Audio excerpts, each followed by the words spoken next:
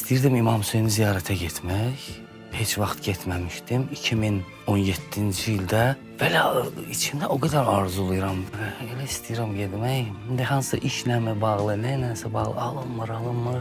Həyətdə iş görürdüm. Yay aylardı. İstədim elə çay qoyum içim bir.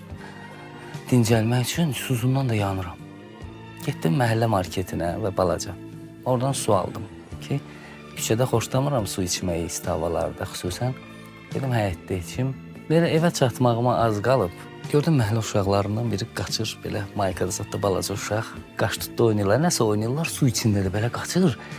Qaça-qaça da belə əlimdəki butulkaya baxa-baxa qaçdı. Yay ayı, sərin su əlimdə. Baxa belə qaçdı, çağırdım ki, gəl bura. Suzumu sabiydi. Rövşən əmi. Dedim, Allah, verdim və beşli xırda əməldir də, 40 qəpiklik sudur. Verdim uşağa. Həyətə girdim, üstündən bir 6-7 dəqiqə keçib, 10 dəqiqə keçməyib. Dedim, telefonuma zəng gəlir ki, Rövşən, tez xarici pasportu göndər mənə. Dedim, nə məsələdir?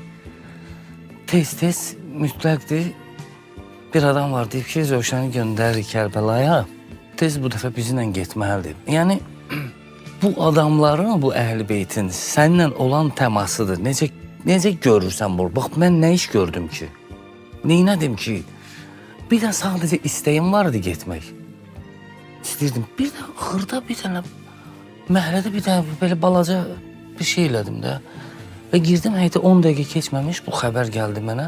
Da başlamadım, Allah'a hardasa axtarım, yanımızdadır hər an, hər saat.